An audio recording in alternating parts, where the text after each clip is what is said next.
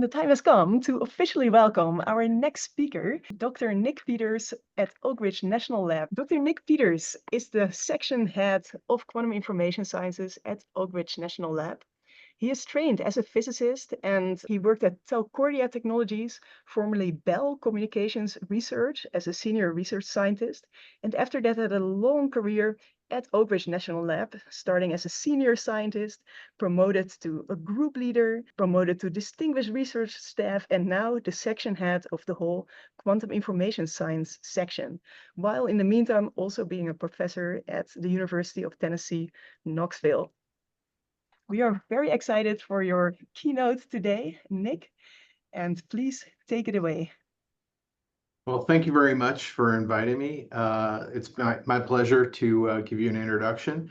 And my hope is that I'll give enough background material so that you guys can get the most out of the very cutting edge lab tour that both Peach and Alex have hosted that'll be following my talk. So that's where the really exciting stuff is. So I'm just going to go through some background material. And in addition to thanks to the organizers of this event, we are very interested in working with people. We have lots of internship opportunities. We have lots of jobs that are open at Oak Ridge. And so I just wanted to mention that. We're very excited to be working in this field. Okay, so at the very basic level, most people think about quantum information as an analog to classical information. And so in the classical world, we have information stored as bits. So those are digital, 0 and 1, and they're digital to avoid the problems of having noise fluctuations cause you to have errors. And so in the quantum world, we don't have the luxury of having digital information, but that's also part of the root of the power of it. And so in addition to having 0 or 1, which is shown up here on the left-hand side, which we call orthogonal states. That means if we take these two states into an inner product between them, we'll get a 0. So we'll have 0 overlap. You can also have superpositions of these states. So that's shown here. That's what we mean. Superposition is this mathematical combination of these possibilities. So in the classical information world, in computing, you can use a universal gate to build up digital logic. And so one example of that is the not and gate. And you can use that to build up different Boolean logical functions in your classical computer. So we have an analog in the quantum computing realm, which we call a universal gate set. It takes more than one gate. And in the context of qubits, one example is the controlled NOT gate, as well as these rotation gates, the Z here and the Hadamard gate. And so with those gates, you could build up an approximation to any arbitrary unitary operation. And the better you want that approximation, depending on what the gate is, you may have to use more of those gates. But it's universal because it can get you to some arbitrary unitary operation. So typically we think of qubits as a two-level physical system. And so that's partly because a lot of quantum information comes from thinking about the physics of ways that we might implement it. So I'm an experimental physicist. And so, early on, you're taught about, let's say, the electronic state in an atom, where you might have the ground state at one energy and the excited state at some other energy. Or you might think of an electron spin, which has spin 1/2, so that might be in spin up or spin down. But for me, I work a lot with single photons. And so one of the main encodings people study and work with is called the photon polarization. So if you're not familiar with the photon polarization, you may have heard of Maxwell's equations. And the photon polarization really just tells you what direction your electric field vector is pointing as it wiggles back and forth while the photon propagates. And so, I might have horizontal, which would mean I've got an orientation in this direction, or I might have vertical, but you can also have circular, which goes right and left, depending on how you've defined your coordinate axes. So there's another type of quantum information called continuous variables. And you can have two-mode and higher mode entanglement in continuous variables, as well as the qubit case. So the qubit case is a discrete variable, which is really more analogous to binary information. But in continuous variables, you can have encodings such as amplitude and phase.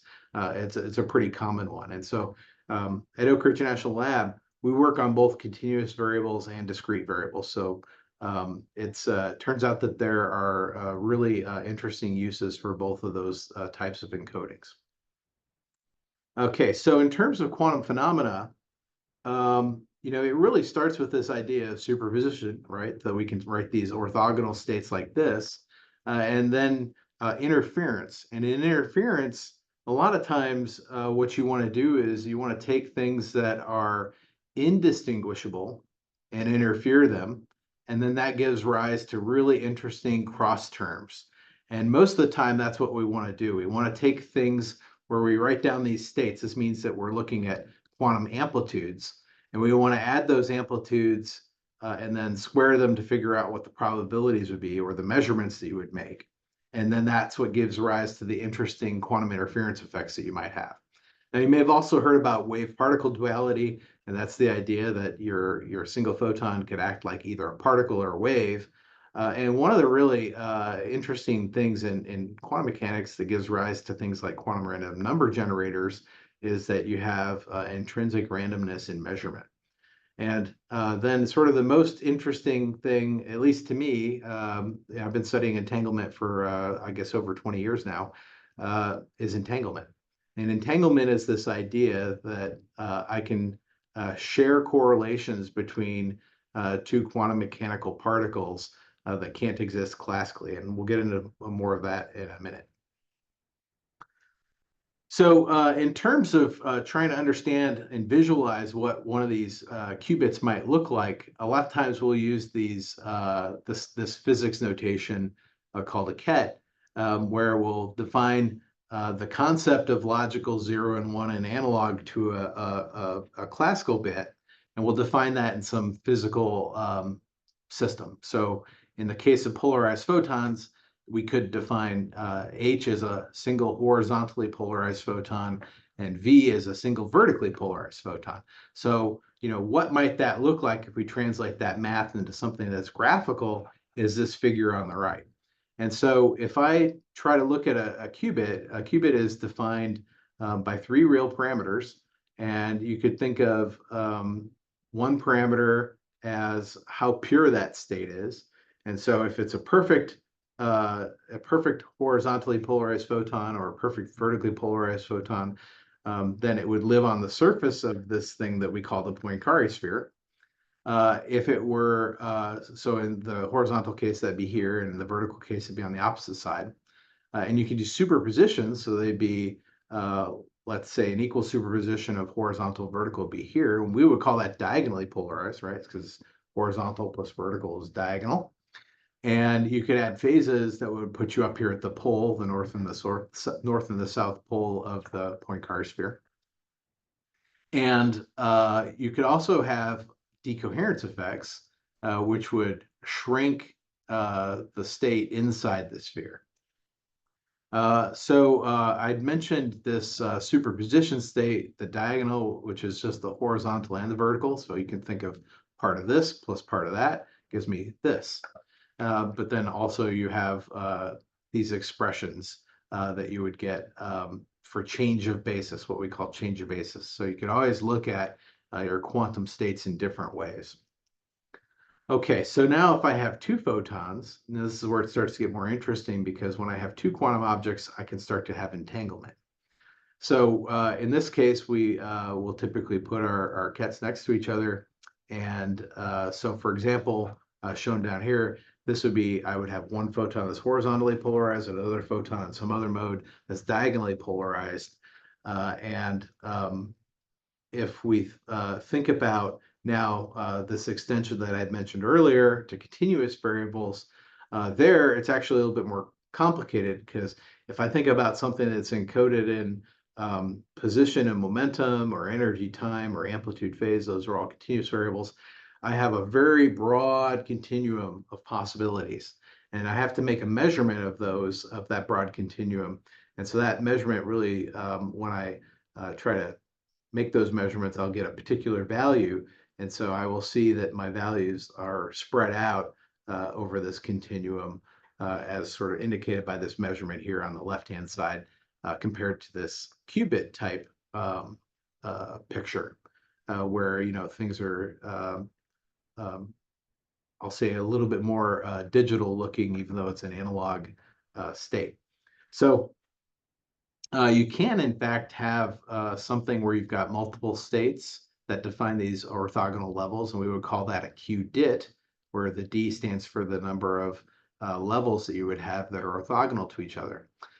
In terms of the qubit case, we have polarization, which I'd already mentioned, but we also have orbital angle momentum, and we have time bin, and those are two other popular degrees of freedom that people can encode into photons specifically to do quantum information science. So, well, I mentioned entanglement being interesting. So how can I tell if something's entangled? Well, that's a great question. And the idea is that we'll think about, well, what's not entangled? And that's a factorizable state. So in that case, you can write things as a product. So that means that each particle has its own definite properties that are local to the state specification of that particle. So for example, if I have two photons that are horizontally polarized, they're going to remain horizontally polarized, you know, regardless of, you know, what happens to the other photon. And sometimes you can write these product states as complicated superpositions. But then if you realize that I've made a change of basis, I can realize that they're just, in fact, just a superposition of a product state, like diagonal, shown here. So, you know, sometimes you have to do a little bit of work to understand that it is, in fact, a product state versus an entangled state. Now, what's interesting is when I have a situation where they're non-factorizable and I can't write them as a product state. And so perhaps the most famous example are these Bell states, named after John Bell. And so what they do is there's a bunch of different states, there's four, that are orthogonal, meaning that you know, they're all uniquely different, just like the 0 and 1 in the single qubit case.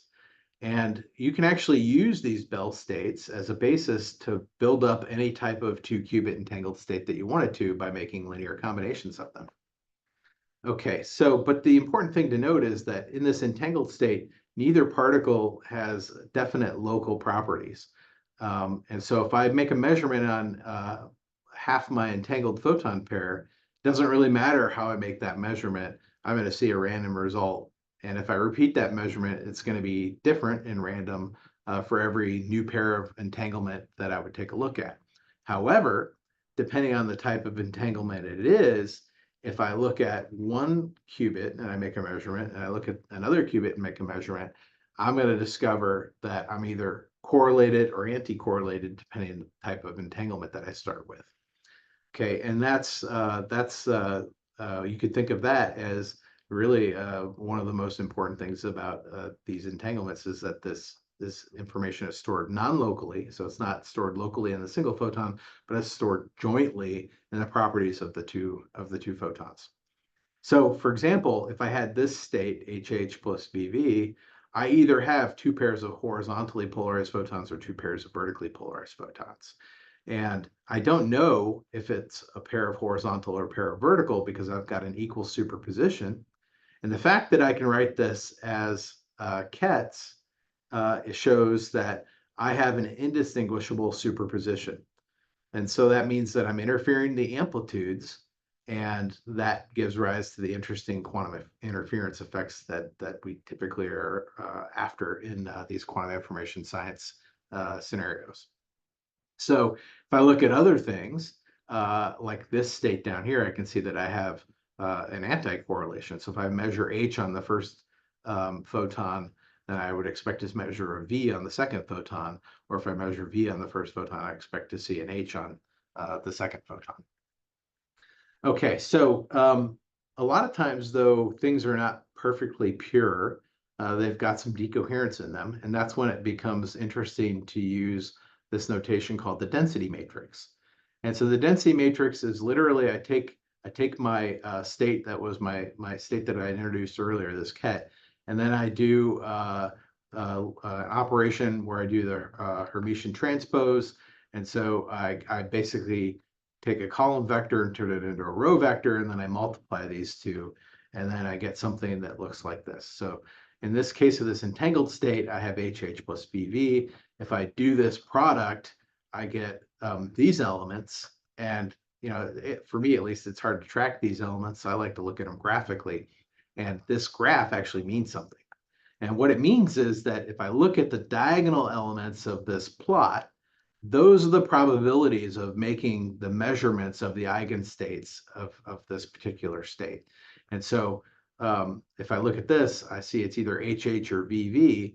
What this plot tells me is that with probability of 1/2, I'm equally likely to measure HH or VV. And that makes sense because this is an amplitude, and so I have to square it to get a probability, which makes this little normalizing factor turn into a 1/2. And so I see either HH or VV. Now, what happens when I have decoherence is that I have a mixed state. And so in this case, we're adding things that are not coherent, or they're distinguishable. And then I have these terms that show up in my density matrix that look like this, where they're not necessarily decomposed into orthogonal states. And in that case, we get density matrices where we lose coherence. So here is the coherence of this density matrix, and this is the probability. In this coherence, if I have decoherence, it goes, in this particular example, it goes all the way to 0. And so that's one of the things we're trying to avoid in most of our quantum information systems. And even if you do a really great job of building your entangled photon state, you might have a little tiny bit of decoherence, and that means that you have to represent it as a density matrix in general, because this formalism where I write it all out in kets doesn't allow you to do that when you have decoherence. Okay, so why do we care about entangled states? Well, first of all, they're really interesting from a fundamental science perspective. They are responsible for decoherence, and you may have heard people talking about, like colloquially, the church of the higher Hilbert space. And so if I think about entangling to some higher Hilbert space, and I trace over that degree of freedom, that can show up as decoherence in your system. Of course, there's the idea of quantum non-locality, which we've already touched on. It's very interesting. But you can also use entanglement as a fundamental resource to do different types of quantum protocols. So perhaps the most well-known protocol is quantum teleportation. And what that allows you to do is to transmit an unknown quantum state using 2 classical bits in an entangled pair. And that protocol requires you to do classical communication. It doesn't allow you to learn anything about that unknown quantum state. In fact, it's destroyed when it's added to half your entangled pair to make a measurement, and that gives you what this classical information is that needs to be transmitted. And since you have that classical information that has to be fed forward, it limits your ability to teleport things basically to the speed limit of light. That's the fastest you can do things because you do have this classical communication that you have to do. But then when you take that information, it tells you what you're supposed to do to the other half of the entangled photon pair in order to recover the unknown quantum state with the other photon of your entangled pair. There's also other quantum communications protocols, such as the sharing of random secrets, or a secret key, or a secret message. And that sometimes is called quantum cryptography. There's also the ability to do quantum sensing, where if I have quantum resources, that will boost sensitivity.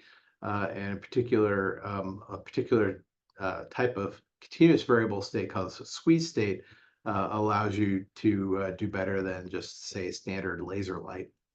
And then there's also quantum computation, where in general, if I'm doing a complex quantum computation, that intermediate state of that computer, it's a non-trivial entangled state. Okay, so squeezing, I had mentioned this earlier, it's a workhorse for continuous variable quantum information. I'll just show a brief graphic here. And if I took a state that comes from a laser, a light state from a laser, and I measured both the, here I've got X and P, which stands for position and momentum quadrature. So I try to understand what's the measurement of the position and the momentum of that light coming out of the laser as a function of time. I would see that it's equally uncertain in both the position and momentum, or you could think of this as amplitude and phase as well. And that's what you get out of the laser. Now, in a squeeze state, what that is one where I can squeeze preferentially one of those 2 degrees of freedom to make it smaller in the uncertainty, but that comes at the cost of making it larger in the other direction. And so if you use that uncertainty that's squeezed, you can use that as a resource to improve your ability to do things like readout of a quantum sensor. Okay, so how do we make these things? So one of the biggest tools that the community has used to generate these interesting states of light, both entangled qubit states and squeeze states, is spontaneous parametric down conversion. So this is a process where we take a nonlinear material and we have some pump beam of, typically it's a really bright laser. And this nonlinear material is what we call phase matched to give rise to a process where we split into 2 daughter photons. And so that phase matching basically means that we're doing momentum conservation. And then of course we also have, and that's what this equation represents. So the energy, or I should say the momentums of these 2 daughter photons is related to the momentum that we have of the pump photon that splits into these 2 daughter photons. And we also have energy conservation, where that pump photon energy is related to the sum of the energies of the 2 daughter photons. So that energy conservation naturally gives rise to energy entanglement, and the momentum conservation naturally gives rise to momentum entanglement. And so I had mentioned earlier the idea of momentum entanglement in addition to polarization. And then I also mentioned time bin entanglement, which is related to the energy time entanglement. Now, it turns out that depending on your nonlinear material, there are 2 different types of nonlinear materials that you might use.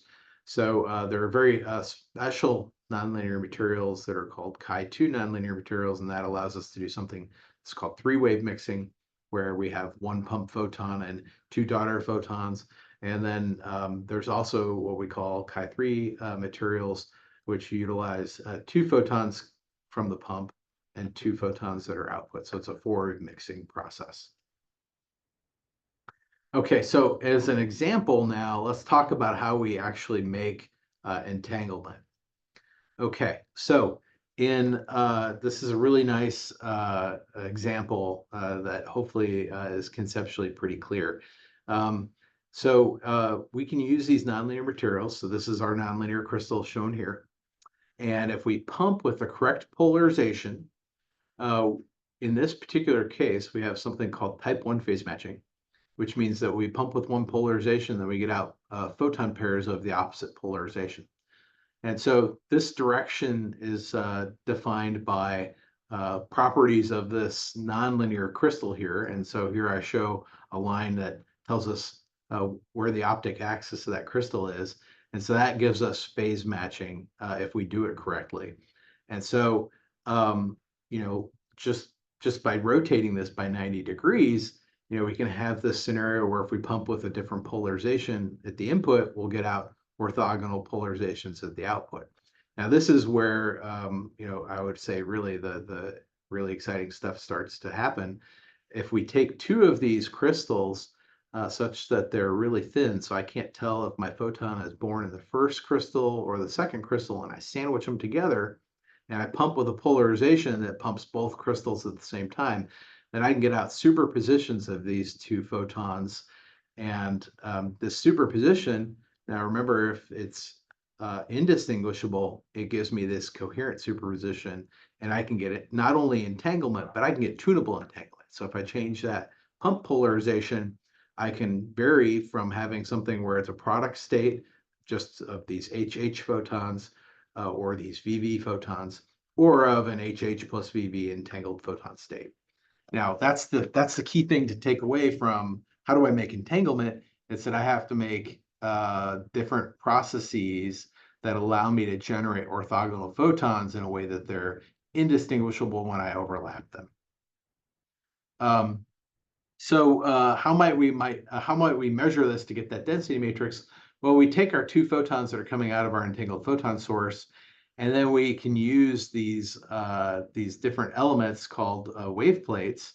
We can use a quarter wave plate and a half wave plate, and then a polarizer. And what those allow us to do are make different what we call measurements and projections on those quantum states. And you could really think of this in the single qubit case of having my Poincare sphere. What I'm trying to do is I'm trying to triangulate where in that Poincare sphere my single qubit would be sitting on that sphere. And then, of course, because the density matrix of the 2-qubit case is much more complex than just the single qubit state, we have to do a little bit more work, and we have to do not only the single projections on each individual qubit, we have to do joint projections. And so those joint projections are measuring in different analysis settings between the two arms. And with that, then what we can do is we can use that data and process it in a way that gives us that density matrix that we saw in the earlier slide. Okay, so that was kind of the conceptual example of an entangled photon source. So this is a more complex example of an entangled photon source that is actually a pretty recent sort of state-of-the-art implementation of what we build in our lab and use for our experiments. And so in this particular case, we have what's called a hyperentangled photon source. And so this is something that's entangled not only in polarization, but it's also entangled in frequency. And so we have polarization analyzers that allow us to do this projection that I'd mentioned on the previous page. And we have a frequency analyzer that is a little bit more complex, but that allows us to analyze the state of the joint frequency between the two photons to show that it's entangled there. And so what that does is it gives you a big entangled photon state. So it's entangled independently in polarization and in frequency. And it gives us this really large density matrix in the lower left-hand corner. And if you just look at the individual density matrices of the polarization and frequency components, we can have a pretty nice looking density matrix in both of these cases. So these are different types of entangled photon states and the different degrees of freedom. And we show here the fidelity, and the fidelity is just a measure of the state overlap. And so if you have a perfect fidelity, if I've made exactly what I want, then I have 100%. If I have two states that are exactly opposite or orthogonal, then I have a fidelity of 0. And that's what we have in this 2-qubit case. Is that's typically what we're evaluating. So if I had, for example, one Bell state that I was trying to make, and then I ended up making another one, if I did that perfectly, then you would have fidelity of 0 between those two because they're orthogonal states. Now, another really interesting thing about this experiment is this was specifically designed to give us a lot of entangled photons out at lots of different colors. And so we showed that we have very many entangled photon channels that are independently entangled, so we can send those different wavelengths or colors down different parts of the network. And so as an example here, we have one state where we show the state is really defined by this star and the little notional link between the two. So this is a spectrum of the entangled photons that come out of our source. And what we do is we define our energy entanglement in terms of either this bin or this bin, and that corresponds to energy entanglement with one of the other two corresponding energy bins. And then this would be a harmonic of what we're pumping this with in terms of the energy. And so we're making superpositions of energy entanglement at the same time we're making superpositions of polarization entanglement. And in this case, instead of using two crystals, what we're actually doing is we're using one crystal right here, and we're pumping it in two different directions. So we go clockwise and counterclockwise. And that allows us to generate photons of different polarizations. We combine them on this polarizing beam splitter, which then get output into the rest of the system, and we use a special wavelength filter in order to split up those different colors that are represented by this plot here. So we'll see that these types of sources on the lab tour later. So you might ask, well, how do I measure how well something's entangled? And so we have lots of ways of doing that. So one of the popular ways is called an entanglement witness, and that's a certain number of measurements, and you add them up and you try to see if you have, for example, a 2-photon interference visibility that exceeds a certain threshold that says something's entangled. Another way is to use Bell inequality tests, or the more famous experimental test that people typically implement, which is the Clauser-Horn-Shimoni-Holt inequality test. You could also compute directly using the measured density matrix. This is the fidelity defined mathematically as the product of these two states that I mentioned earlier. If I don't have pure states, the fidelity is actually a little bit more complicated. So if I have that density matrix, it's going to look like this, where I have maybe this imperfect state, and I'm comparing it to two perfect states. If I want to measure the entanglement directly, the fidelity doesn't necessarily, strictly speaking, do that. I can instead look at different entanglement measures, and I show here one of which is the tangle. So this tangle is defined as basically an expression here where I take these Pauli spin matrix operators and I multiply out the density matrix.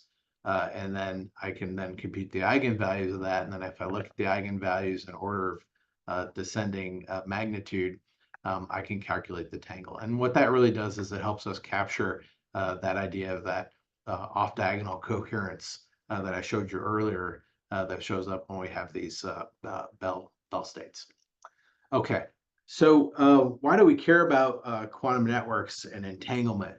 Well, this is really one of the reasons why we have conventional networks, is that if I connect things, they're useful. And the bigger that network is, the more useful it is. So as an example, my cell phone, right? I can use that to call pretty much anybody in the world or send them email or a text message.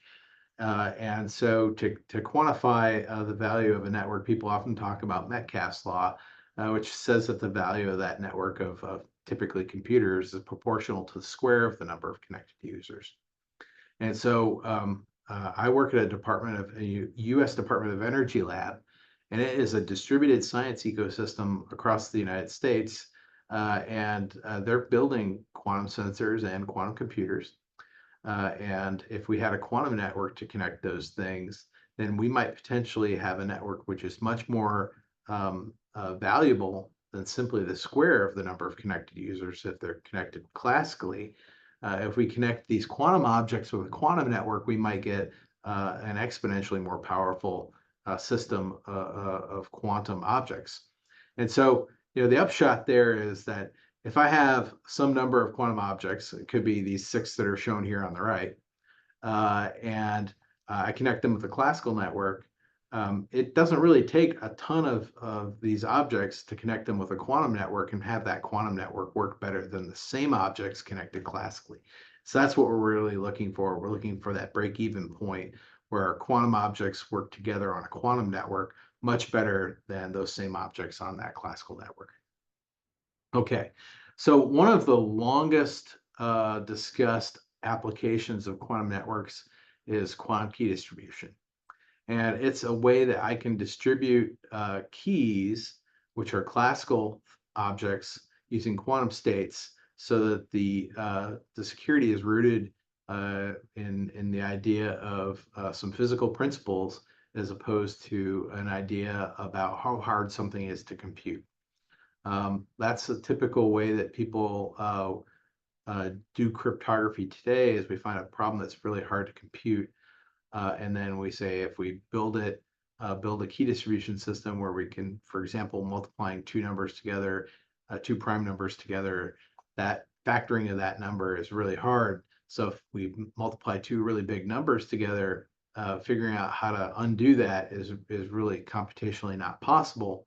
Then we could perhaps build a key distribution system out of that. And that's what we mostly do today in public key infrastructure. But in 1994, Peter Shor came up with this algorithm that basically makes factoring those numbers, those prime numbers, figuring out what those prime numbers are, relatively more straightforward on a quantum computer than on a classical computer. And so at some point, if we have a really excellent quantum computer, that could make some of the way that people do public key cryptography, obsolete. And so people have been really interested in developing classical cryptographic protocols that can replace the way that people do things now, just in case a big quantum computer is invented. And they call that post-quantum cryptography, which means that it's believed to be secure for some period of time, even after a very large quantum computer is realized. And so in the US, NIST is currently developing those standards and testing them to make sure that they're good and secure. So quantum key distribution is an alternative to that post-quantum cryptography. And if it's done right, it could provide security for long periods of time because you don't have to worry about assumptions about what people's technology is the way that it's designed. So perhaps it could be the first killer app of some of these quantum networking technologies. So in terms of our ultimate vision, we really want to help enable a continental quantum internet that's high performance and low noise to connect all these different quantum objects. It turns out that's really hard. And so you have to start with what you can do first. And that's really building small networks that are local, where you don't have lots of loss between the different quantum objects that you're trying to connect. That's typically what we would call a quantum local area network. And so I could imagine having lots of different quantum local area networks at different locations. It could be, a university in a national lab or a company in a national lab in the same city. But then as we develop the technology and we can solve some of these problems of loss and noise by building things called quantum repeaters, then we could start to potentially build up these metro area networks. You could build some metro area networks without quantum repeaters, but the repeater is really what you need in order to get around a fundamental rate loss trade-off bound due to the loss of your quantum information during transmission. And eventually, we'll use these quantum repeaters that haven't really been fully developed and invented yet to build these wide area networks, the QWAN, to connect things that are very far apart. Okay, so the key takeaway here is to note that networks are hierarchical, and a quantum network will be hierarchical not only in the quantum connection, but also in the classical connections. Because remember, we talked about teleportation. You need to have that classical channel in addition to the quantum channel to make it work. And that's also true if we're going to build up a large network. So your quantum network, it won't replace the classical networks, but it'll be there to help you do things that you can't do with just the classical network alone. Okay, so I mentioned this fundamental rate loss trade-off. So that was initially done in terms of quantum key distribution in this paper. And here's a graphical representation of that. So the more loss I had, even if it's completely perfect, I will have a limited throughput. And so in the case of quantum key distribution, you can actually break up the channel into smaller channels and then generate your keys and then add those keys together, for example, using a logical exclusive OR operation, and then distribute keys over longer distances than you could if you just simply sent them directly.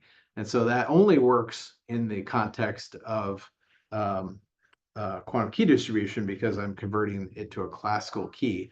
But there are a couple of things to note with that. One is that key needs to be stored in a secure location. So here shown graphically as dotted line around the nodes of the different halves of the QKD system. So this would be one system generating keys, this would be another system generating keys, and this would be another system generating keys. And we generate keys that are shared between here and keys that are shared between here. And inside this box, we do that XOR so we could share keys between here and here. Now, if I think about where this might be applicable, one of the places we could put this is in energy infrastructure. For example, when power is transmitted to your the place that you live is transmitted at a high voltage and it has to go and get converted to a lower voltage. And that's usually done at a substation that has transformers in it, and also has physical security and cameras to make sure that no one goes in there. It's a pretty dangerous place, but it also has infrastructure that you want to protect. So you could also put your QKD systems in those locations and utilize QKD for cybersecurity for critical infrastructure like energy distribution. Okay, so so far we've talked a lot about these single photons, and we talked a little bit about building these entangled photon sources over lots of wavelengths. I think that's really interesting because if I look at it, what a fiber can transmit and divide it up into little energy channels, I could potentially have hundreds of independent energy channels carrying my quantum information. And that's really exciting, but it also presents a research challenge. So typically in most fiber networks that carry the data that we use, to use our computers and our phones, typically the number of channels you use is relatively limited. And that's because you don't want to, dig into an optical fiber by accident and have too much laser light that it could damage somebody's eyes. That's a safety issue. But then you also have these other issues where if I have channels, if I have signals that are too bright and too closely spaced together, then I start to get forward mixing, which can cause errors in my classical signals, potentially also in my quantum signals too. And so you have to manage that spectrum carefully in classical networks. And so it's interesting to think of, since I have to have both my classical and quantum signals anyway, can we manage networks such that we can have them coexist on the same fiber infrastructure? And that's actually been a topic that I've been very personally interested in for quite some time. And it turns out the answer is yes, but it is pretty difficult. And so, while we're building towards quantum repeaters, I think it's still kind of an unanswered question. Can we get quantum and classical to work on the same fiber infrastructure, which would save a lot of money because we don't have to have the extra fibers? Or, are we better off because of the errors and it's hard to correct the errors? Are we better off in having separate fibers to use the quantum transmission fiber and the classical fiber independently? So, more general quantum networks, one of the things that we could do, because we have, these rate loss trade-off bounds before we have quantum repeaters, is we could think about using things other than fiber transmission. So the other option then would be free space transmission. So we could perhaps connect to satellites via free space. You might ask, well, why would we want to do that? Well, it turns out that, in optical fiber, the more fiber I go through, that loss that builds up that removes my quantum information from getting to the endpoint, it makes it less likely. It scales exponentially. The more fiber I go through, the less likely it is my quantum information encoded in photons is going to go through that fiber. But in the free space case, the fundamental limitation there is really what we call diffraction, the spreading out of light. And that scales as like 1 over the distance squared. So as your light propagates through the space, if I used a really big telescope, in principle, I could collect almost all of it if I didn't have absorption of that light in this free space channel. But because things are finite in terms of the collection apertures and transmission apertures and things like that, you typically will get some loss from that, as well as from some absorption and possibly from some turbulence.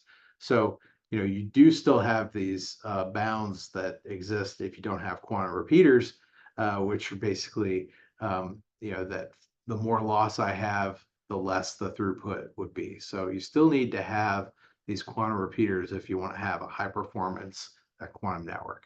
So the quantum repeaters are pretty difficult to realize, and you might even think about the most advanced quantum repeater as a very specialized quantum computer that's very good about correcting these loss errors.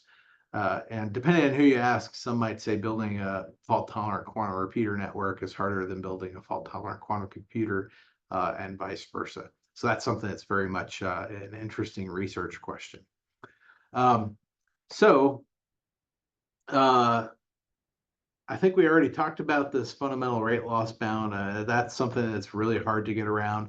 There have been some demos of doing that, utilizing some of these quantum key distribution protocols, but those are not scalable to the longer distance we'd like to have with quantum repeaters.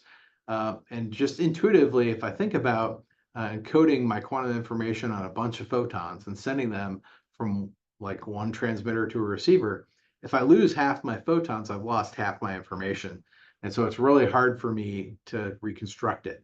So an example might be, let's take a story, a one-page story written on a sheet of paper, and let's tear it in half and then throw away half that story. Well, I might be able to get an idea of what that story was by looking at half that page, but I really can't reconstruct the whole story, necessarily by unless if half my page is gone. So that's kind of intuitively kind of what's going on when you lose your quantum information. But remember that quantum information is very different than the classical information. Things are perhaps even more difficult in trying to reconstruct that state than in the classical analog. We have loss, which is one issue, which exists in everything that photon is going to go through, with very few exceptions. But we also have errors. So we have errors in the detection, where we convert that single photon into information that can be stored on our computer. So right now, quantum repeaters have a relatively low technology readiness level. So a lot of them are theoretical concepts. The most advanced ones are theoretical concepts. And the most advanced experimental concepts are the ideas that people had early on. So it's given experimentalists time to build them and show that some of the aspects of those repeaters are even possible. Okay, so I did want to mention briefly, we talked a little bit about universal gate sets at the very beginning in quantum. And we can actually do one of the things that was developed at Oak Ridge National Lab by my colleagues Joe Lukens and Pavel Lugoski was the idea that I could encode in the frequency domain. So I can have frequency 1 as logical 0 and frequency 0 in this case, and frequency 1 in this case is my logical 1. And I can define my qubits on those different colors of light. And they showed in this theory paper that you can use different elements called pulse shapers and electro-optic modulators to be able to do arbitrary types of optical quantum computing in the frequency domain. And basically, the idea is that this electro-optic modulator is a device that allows me to take my input frequency modes, and it uses microwaves to spread those frequency modes out into different frequency modes. And then this pulse shaper allows me to change the phases of those different frequency modes. And then I can go through another phase modulator or electro-optic modulator, and then I can do quantum interference between those and then stitch them back together into some output mode. And with that, it is a way that we can process the light and do arbitrary unitary operations. And so this is just a sampling of the things that constitute a universal gate set. And a lot of this work's been done by Joe Lukens and Peach Liu when he was at Purdue, and then also now that he's at Oak Ridge. And this has been pretty well received, and it's a pretty exciting way to go because these different frequencies, they don't interfere with each other and cause problems. But if you design your gates properly, you can get them to do different quantum operations. And so we're looking at using this technology to help us build quantum repeaters at Oak Ridge National Lab. Okay, so in terms of some of the technology challenges that we have, shown at left is a picture for one of the quantum key distribution systems that we've built here at Oak Ridge. And this is a continuous variable quantum key distribution system. And it's got this big microchip looking thing here on the left-hand side, which is a field programmable gate array, which is a pretty high performance piece of compute hardware. And inside the box, we have lots of yellow things, which are single mode optical fibers. You can kind of see these kind of brown looking things. Those are wires that allow high speed signals to propagate inside this box. And we have some other optical fibers that are blue and some fibers that are red. Those are different kinds of fibers that we need. But this is a pretty complex system that requires someone that's very highly skilled to tune it just so to get it to work. And so one of the things we're looking at is we're looking at trying to shrink down this technology into single photonic integrated circuit based devices. And so here is a CMOS, which is a complementary metal oxide semiconductor. This is a microchip, a silicon microchip. That's an amplifier designed to amplify these single photon quantum signals. And this is a chip over here that's designed to have the material that detects those quantum signals and converts them from a photonic signal to an electrical signal. And we've got these little tiny wires that look like hairs. They're about the same size. And they wire bond to this amplifier in order to make those signals big enough to read out on our instruments. So that's an important thing, is to figure out how to take these experiments that are hand built and transition that knowledge into building these chips. And this is two different chips that are made in independent processes in a different foundry. But eventually you could have all these different processes to make chips that do the optics and the optics and the silicon amplifiers and other supporting circuits all in the same chip, and potentially even have hybrid quantum classical chips. And so that's a really exciting thing, because initially that could allow us to do things like quantum key distribution, but then eventually maybe we could do things like quantum repeaters, and we'd have things that are relatively small. It could be plugged into your computer. So with these technologies, it's really important to not only develop the technology, but to test it in a real world environment. And so we have developed a network at Oak Ridge National Lab between our different buildings. So I'm sitting in this building right here, right now, as I give this talk. And we have lab spaces across campus where we send our single and our entangled photons across the network and do not only quantum key distribution experiments, but also these entanglement distribution experiments, so we can understand the fundamental science behind things to do things that we want to do in the QIS space. With that, we've got a really exciting development, which I think is perhaps one of the biggest dark fiber quantum network test beds that I'm aware of.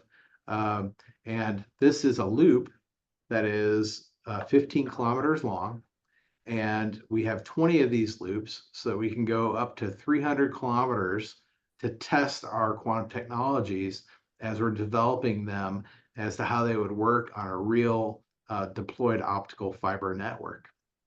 And this is really exciting, so we can test these technologies in the real world.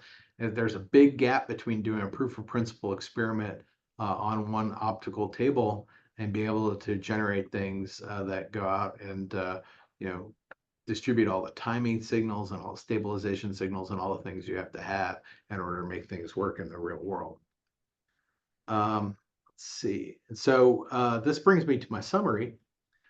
So you should take away from this that entanglement's a key resource for building quantum networks. It's also a key resource for building quantum computers and quantum sensor networks.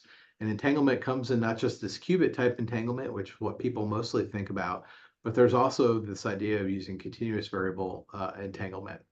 And it's also really important to note that I can't just do things with just my quantum signals. I have to have my classical network, and so they're going to work hand in hand in order to build up these more exciting capabilities that quantum information science that'll enable. And our expectation is that you'll see lots of different technologies that'll be out there, and you may have different types of technology that'll be your quantum memory to help enable quantum repeaters. And it is possible right now in the near term to build up continental scale quantum networks with satellites, but they'll be slow because of the amount of loss that's involved, because you lose a lot of your information in transmission. But you can still do very interesting things in that scenario. And so the tall pole in the tent is building these quantum repeaters, and depending on who you ask, that's at least as hard as building fault tolerant quantum computers. So thank you very much. Thank you, Nick, for this wonderful presentation. You really brought the theory textbooks to life. And one of the participants also praised the approach that you took, visualizing everything and making everything so much more understandable. There are many questions. Let's discuss a couple of questions before we then dive into the lab tour. And in the meantime, I see many people saying thank you to you and applauding. We now continue. We have two researchers at Oak Ridge National Lab, Hsuann-Hao Lu and Alexander Miloshevsky. Hsuann-Hao, could you please introduce yourself? This is Hsuann-Hao. I go by Peach around my colleagues. I have been a research scientist since last year in Oak Ridge National Lab. I've been working with the lab for many years since my PhD in Purdue University. My research mostly is trying to build entangled photon sources, especially in frequency degrees of freedoms, and trying to manipulate them and distribute them across the networks. Wonderful. And you will take a leading role in the lab tour, which we very much look forward to. Alexander, could you also please introduce yourself? Hi, my name is Alex. I'm a postdoc here at Oak Ridge National Laboratory. Beach is one of the colleagues that I work with. And my primary focus is trying to take some of the tabletop devices, like the sources, and try to put them on chip. So using integrated photonics for quantum information processing. Then my wonderful colleague Meriam Bautista is here, who organized this session and the virtual lab tour with Mariam Kiran at Oak Ridge National Lab, with Nick Peters at ORNL, and you, Alex and Peach. Meriam, would you like to introduce yourself as well? And we will do the Q&A together after the lab tour. Yeah, sure. Hi, good morning, everyone. My name is Meriam Bautista. So I'm currently a research computer system engineer here at Lawrence Berkeley National Lab. And yeah, thank you so much for joining our session today, and looking forward for the lab tours. And it's time now to start the lab tour, followed by 15 minutes of Q&A with Peach and Alex.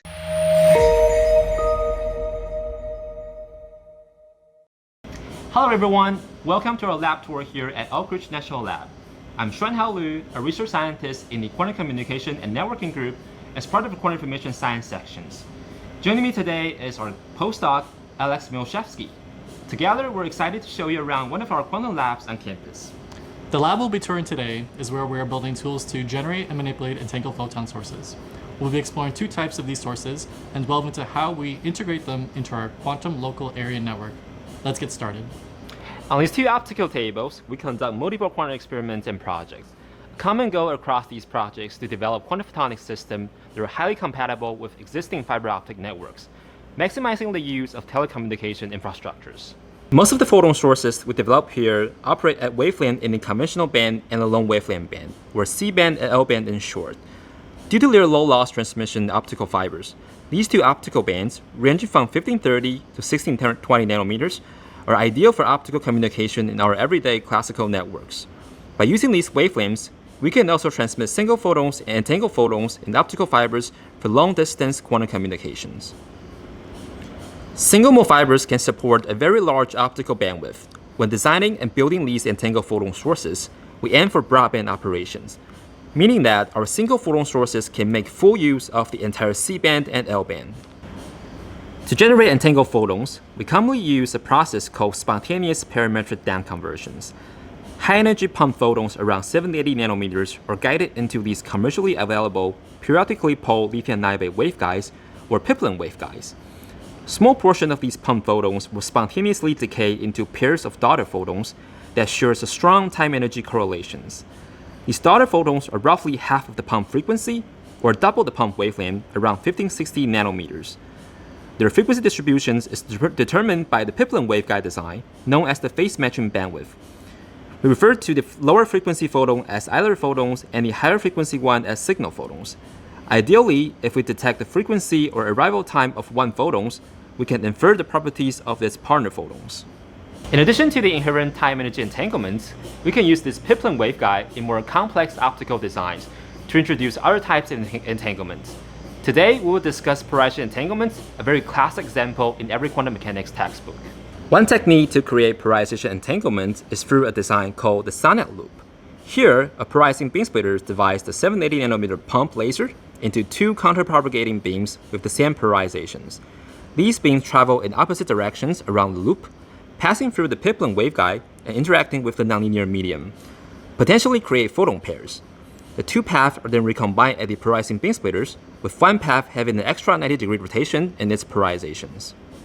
Ideally, the output is a coherent superposition of two counterpropagating pair generation process, resulting in a quantum state described as alpha HH plus beta VV. The alpha and beta coefficients are determined by the pump splitting ratio in a Sonnet loop. We actively monitor the pump power circulated in both directions and send feedback signal to this liquid crystal wave plate to control the pump polarizations. This allows us to adjust the splitting ratio in real time, maintain the alpha-beta values equal over many hours or even days, creating a maximally entangled state known as the polarization bell state. Due to the broad phase matching condition in this time-zero pair generation process, the frequency-correlated signal and either photons centered around 1560 nanometers have a bandwidth spanning roughly 18 terahertz, or 150 nanometers, covering the full optical C-band and L-band. These broadband photon pairs are then redirected to a wavelength demultiplexer, where the signal and either photons are separated into two optical fibers for manipulation and detections. Now that the signal and either photons are separated into two fibers, we can manipulate them individually before final detections. These photons are very broadband, so we use commercial device called pole shapers or wavelength selected switches, WSS in short, to further demultiplex these photons into finer frequency channels. Think of these switches as a more advanced version of regular dense wavelength division multiplexers.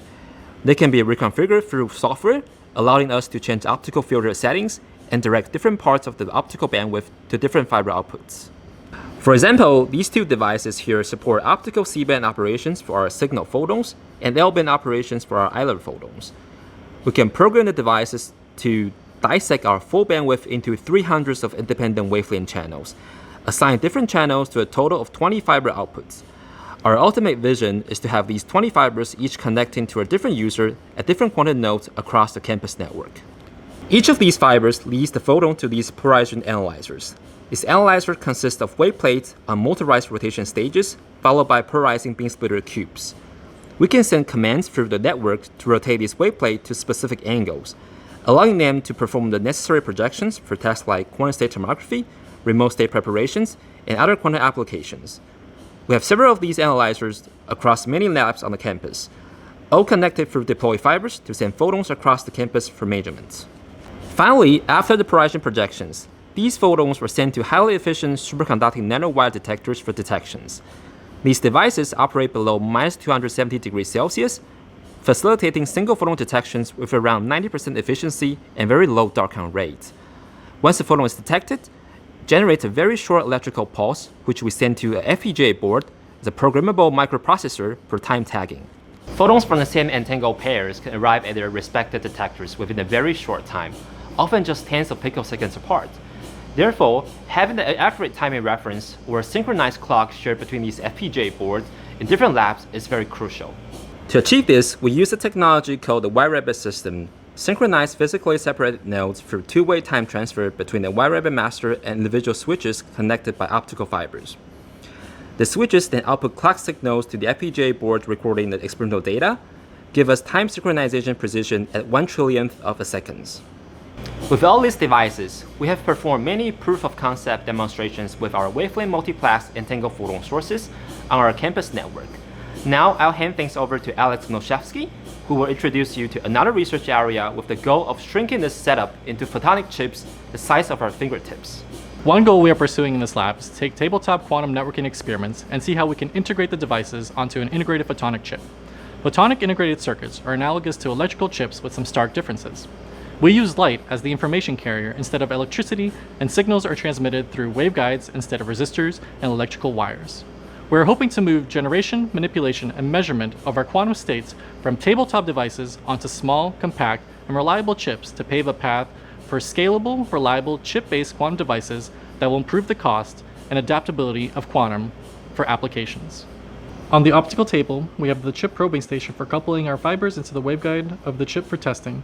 The chip probing station consists of a dual gooseneck LED lamp and microscope for imaging the chip, 2 6-degree of freedom stages, 3 translational and 3 rotational, for precision alignment between the fiber array and the chip for the purpose of obtaining maximal optical coupling, a vacuum pump to keep the chip secured to the stage, and a thermoelectric cooler for maintaining the chip at a stable temperature. Looking at the chip under the microscope, you can see the polarization entangled photon source I will be showcasing today. Additionally, you can see a few supporting circuits that aid in running the circuit. The first circuit is the bottom circuit called the feedback loop.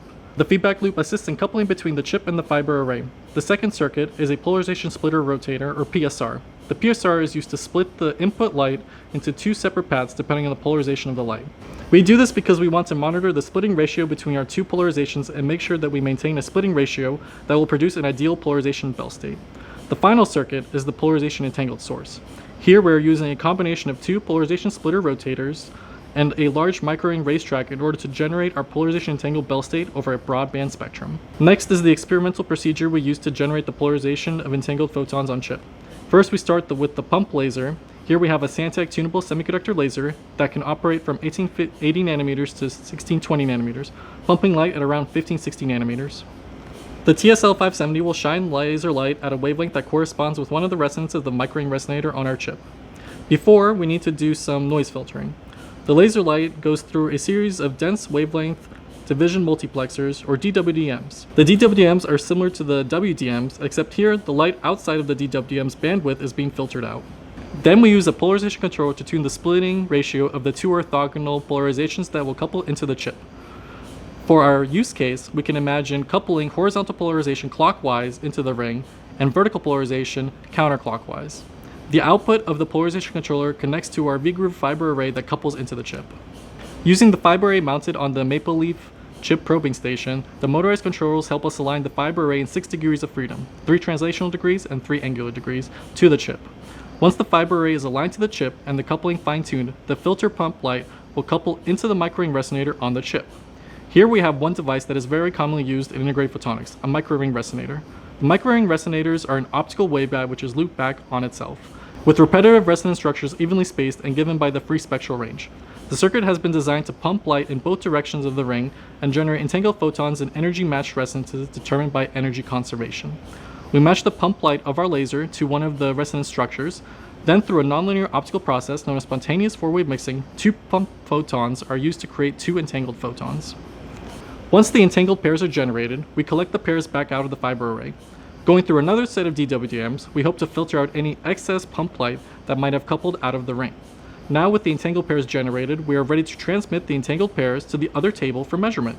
There we will perform the quantum state tomography, where we make a series of measurements of our quantum state and do some numerical computing post-processing to analyze and reconstruct it.